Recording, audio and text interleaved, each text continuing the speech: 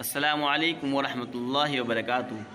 تو تراویح کے متعلق ایک اور ویڈیو مفتی ظفر علی خان صاحب کی، تو آئیے سنتے ہیں اس ویڈیو کو۔ اب یہ ایک مسئلہ پیش آتا ہے کہ رمضان شریف کے حفاظ کو یا ویسے بھی قرآن کریم پڑھنے والے کو کچھ تعظیم و تکریم دی جا سکتی یا نہیں۔ کوئی شک نہیں کہ تقریباً تمام بزرگوں نے اس کو منع کیا ہے،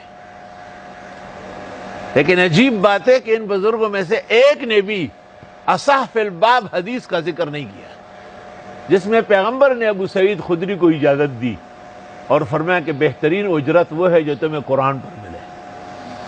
تو چونکہ ان بزرگوں نے فتویٰ صادر کرتے وقت اس حدیث کا کوئی لحاظ نہیں کیا، یا ان کو یاد نہیں رہی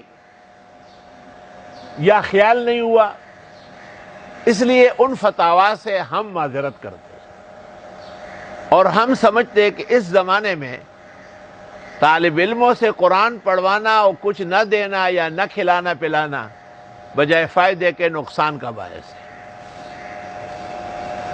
سال میں ایک دفعہ قرآن خوانی ہو، لیکن اس شان سے ہو کہ ہر طالب کو ایک ایک ٹیٹرون کا تان ملے، 5-5 ہزار روپے کا نوٹ ملے لفافے میں،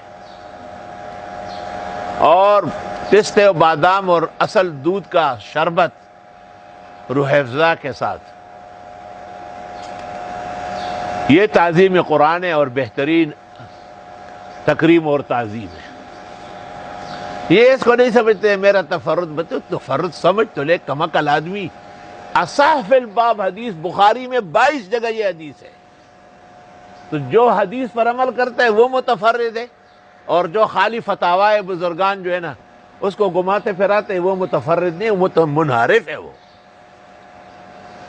نیست حجت قول و فعل و ہے چپیر، قول اللہ فعل احمد را بگیر۔ پھر کہتے وَلَا تَشْتَرُوا بِآيَاتِي، میں کہتا ہوں اس آیت کے نیچے مجھے مفسر دکھاؤ جس نے ممانعت کا استدلال کیا ہو۔ روح المعانی میں لکھا ہے وَذَكَرُوا فِي الْمَنْعِ أَحَادِيث لَا تَصِحُّ، ممانعت کی حدیث سے صحیح نہیں ہے۔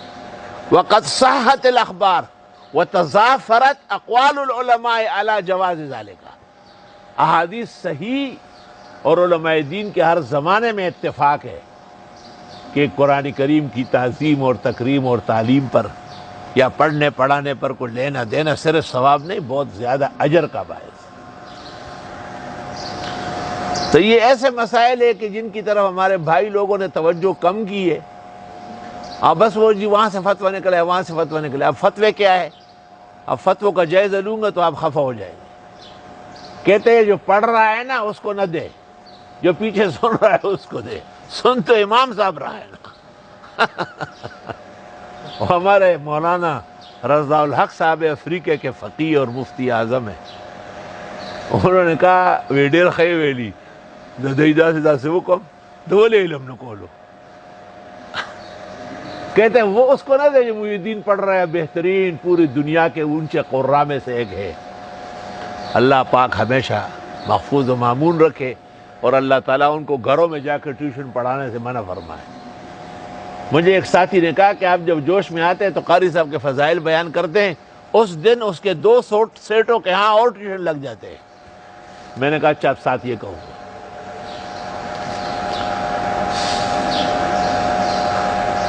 وہی نانو زمونگا خور وہ کشامت کڑے نوے اور دا ڈنڈ بخ وگیدی خو کدا کرڑے پکے نوے۔